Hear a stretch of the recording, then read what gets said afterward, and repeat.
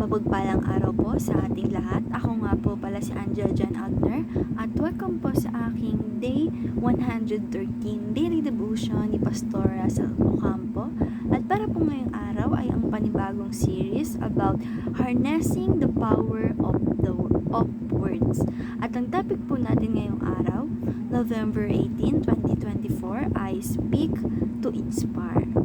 At ang scripture po natin ngayong araw ay Proverbs 18 verse 21. Death and life are in the power of the tongue, and those who love it will eat its fruit. Sa Tagalog naman po, ang kamatayan ay ang buhay ay nasa kapangyarihan ng dila at ang umiibig sa kanya ay kakainin ng kanyang mga bunga. Teaching number 1, the tongue has the power to heal.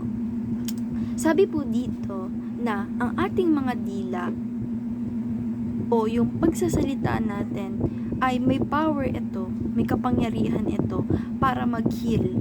Mag-heal ng tao at ng ating mga puso na kung pag nasaktan po tayo, like yung friend natin, pag nasaktan siya and pag may problema siya, pwede po tayong tumulong, mag-advise sa kanya para makatulong tayo na mag-heal siya at maisip niya yung mga bagay na positive.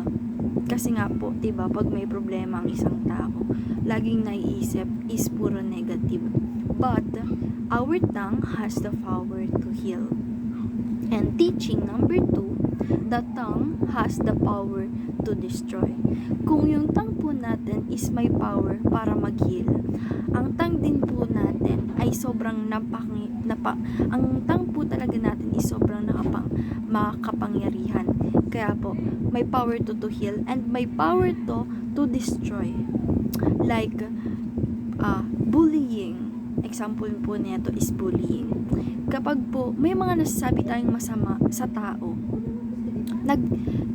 na nagkikimkim or hindi siya pala salita or parang tahimik lang siya, minsan po may mga tao po talagang nagkikimkim at kinikimkim ito sa puso nila pag may nasasabi na masama yung tao about sa kanila at nag-lead po ito sa depression.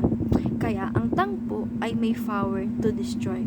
Kaya dapat po na huwag tayong ganon sa kapwa natin at dapat po na i-control po natin yung mga bunganga natin or yung tongue natin.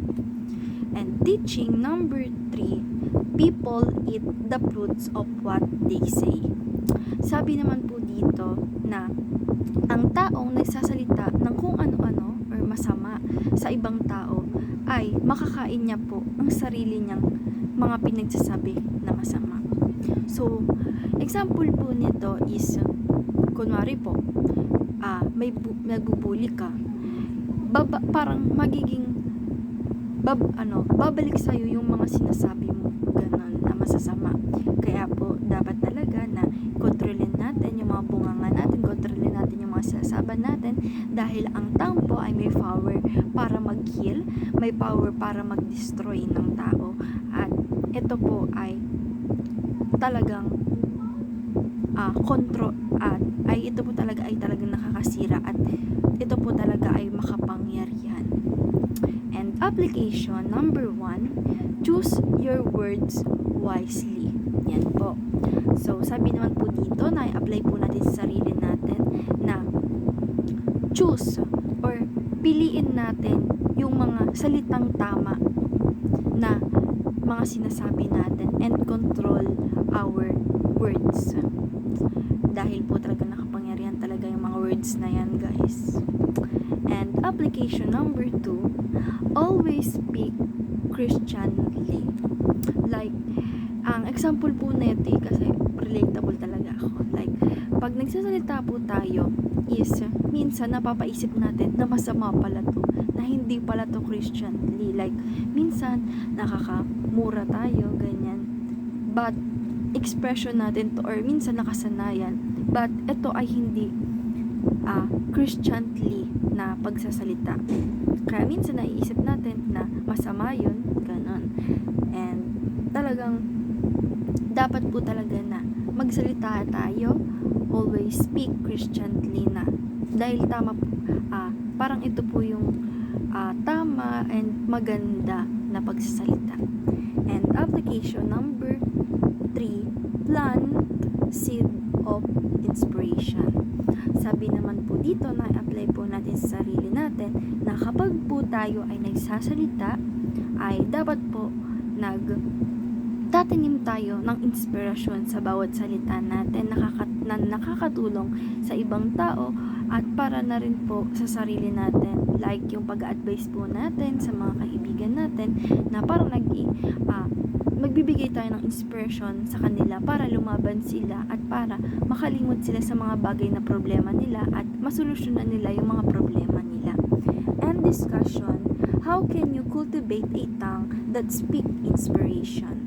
Sabi naman po dito, at para po sa natutunan ko at para po sa devotion na to, na yung tongue po ay ito po, paano po natin siya makakultivate na mag-speak tayo ng inspiration.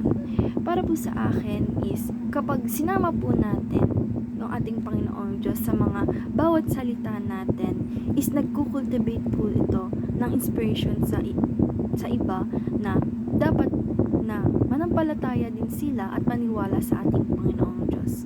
Like, ayun po yung example para po makultivate natin yung pagsasalita natin, inspiration sa ibang tao. And ayun lang po ngayong araw. Maraming salamat. God bless.